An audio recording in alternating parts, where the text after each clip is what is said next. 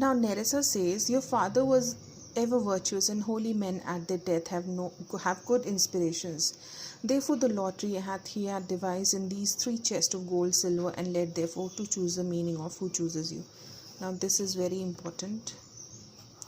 वो कहती है तुम्हारे फादर जो हैं बहुत ज़्यादा समझदार थे और उन्होंने अच्छी इंस्पिरेशन ली है लाइफ में. Holi man at the death have good inspiration. और वो होली मैन थे.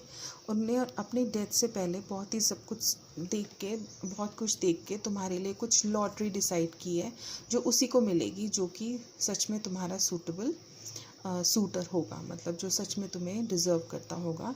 ही had devise in these 3 chest of gold.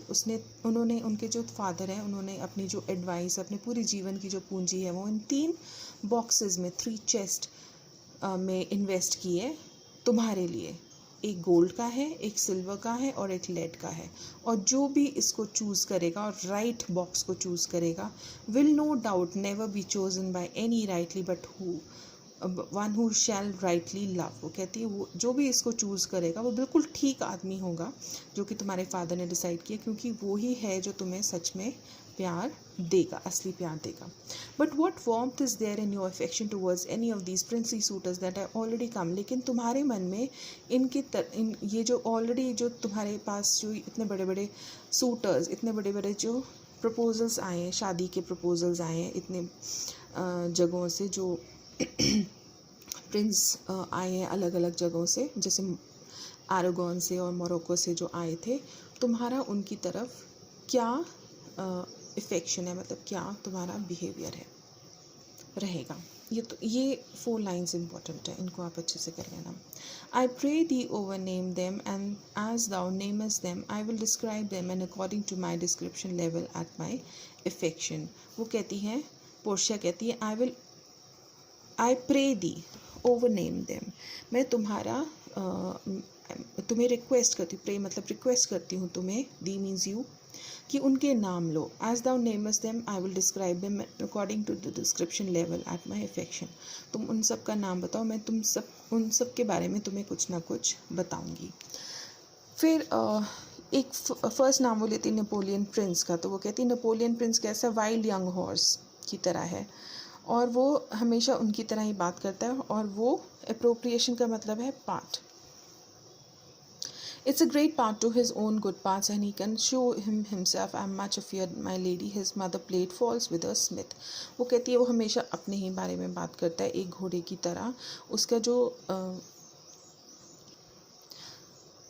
जो अपनी प्रेज करने का, अपनी ही सराहना करता रहता है वो बहुत ही गलत बात है. ऐसे लगता है कि उसकी मदर ने कुछ गलत स्मिथ होता है जो कि स्मिथ का मतलब होता है जो गोल्ड या आयरन, जो मेटल से जो काम करता है. वो कहती है मुझे डर लग रहा है कि शायद उसकी मदर ने गोल्ड स्मिथ या आयरन स्मिथ के साथ कुछ उसका अफेयर था और इसीलिए वो पैदा हुआ, क्योंकि वो हमेशा अपने ही बारे में बात करता रहता है.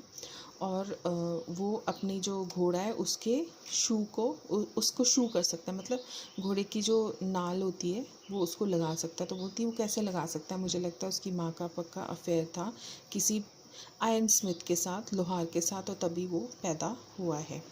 ठीक है. दूसरा वो बोलती है काउंटी पैलेटिन का नाम लेती है नेरेसा कि ये भी एक प्रपोजल आया है तुम्हें जो कि जर्मनी से था. वो कहती है उसका कोई काम नहीं है, वो कुछ भी नहीं करता, बस फ्राउन करता है, बुरा सा मुंह बना रखता है. If you will not have me choose. और वो यही एंड हु शुड से, वो हमेशा ये बोलता है कि if you not have me choose he hears मेरी टेल्स. वो बहुत ही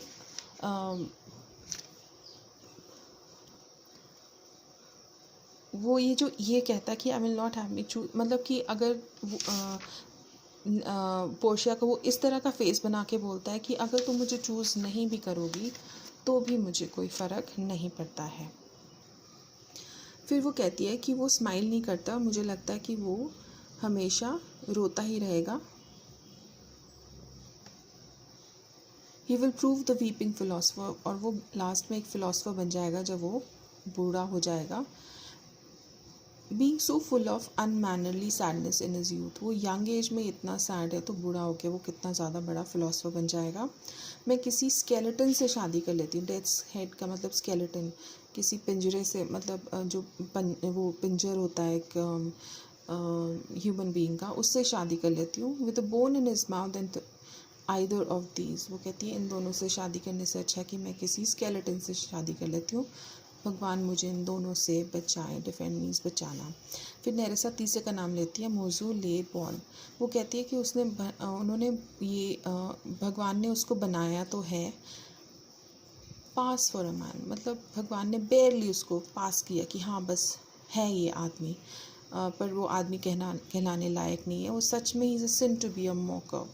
मॉकर मतलब होता है जो कि द वन हु मॉक्स, जो कि दूसरों का मजाक उड़ाता है। But he why had a horse better than the Neapolitans, a better bad habit of frowning than the Count Palatine. वो कहती है कि उसका जो हॉर्स है वो नेपोलिटन के हॉर्स से भी बेटर है, और उसका जो मतलब कि जो नेपोलिटन का प्रिंस था वो अपने हॉर्स से बहुत अटैच था, तो वो कहते ये तो उससे भी ज़्यादा अटैच्ड है। और ये जो हैबिट थी फ्राउनिंग की, इसको ये जो सेकंड वाला था जर्मन, वो थी इसकी तो फ्राउनिंग की हैबिट उससे भी ज़्यादा बुरी है, मतलब वो और भी बुरी शक्ल बनाता है। He is man in no man if a throstle sing. वो बिल्कुल भी आदमी नहीं है if a throstle sing. Throstle is a thrush is a word.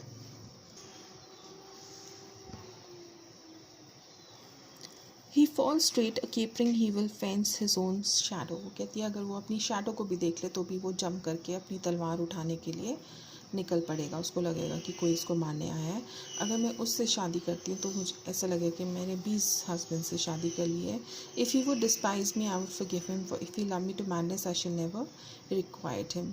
वो कहती है कि अगर मैं उसको माफ़ भी कर दूँ लेकिन फिर भी वो और फिर भी मैं उससे बहुत ज़्यादा if I show a lot of affection and love towards him, he will never requite, मतलब वो वापस मुझे उतना प्यार कभी भी नहीं दे सकता। फिर वो कहती है, नेरेसा चौथे के बारे में बात करती है, Falconbridge the young baron of England. वो कहती है मैं उसके बारे में कुछ भी नहीं बोलूँगी। For he understands not me nor I him and he hath neither Latin French और Italian nor he will come to the court and swear that I have a poor penny worth in English. वो कहती है कि मैं इसके बारे में कुछ भी नहीं बोल सकती हूँ, ना तो उसको लैटिन बोलनी आती, ना फ्रेंच, ना इटालियन।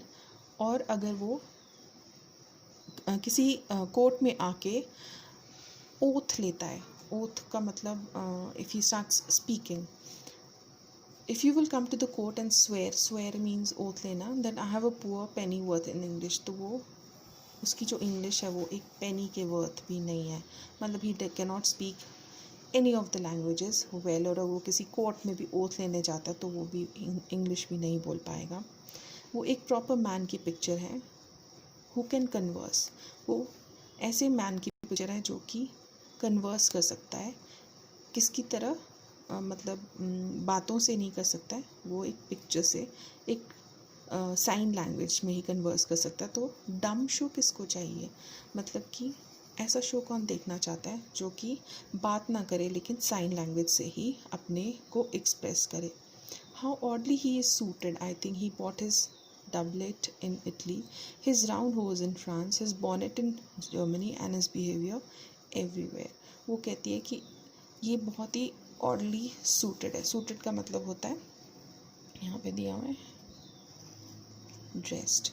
उसने अपनी जो डबलेट है वो इटली से ली है, उसका राउंड हो मतलब दीज आर द नेम, ये सारी चीज़ों के नाम है जो उसने पहने हुए हैं। उसकी जो इटली से जो उसने डबलेट है वो डबल जो आपको पहनते हैं डबल ब्रेस्टेड जैकेट वो। हिज राउंड होज फ्रांस से लिया है। His bonnet in Germany, bonnet is cap and his behaviour everywhere, और उसके जो मैनर्स हैं वो हर जगह पे हैं। तो मैं इन सब से शादी नहीं करना चाहती। फिर वो स्कॉटिश लॉर्ड के बारे में बोलती है। Scottish Lord is the 5th sweater. वो कहती है कि मैं he had a neighborly charity in him, for he borrowed a box at the ear of the Englishman and swore he would pay him again when he was able. Think the Frenchman became the surety and sealed for another. वो कहती है कि वो अपने neighbour को बहुत ज़्यादा पसंद करता है, और वो शक्ल से तो इंग्लिश में लगता है, लेकिन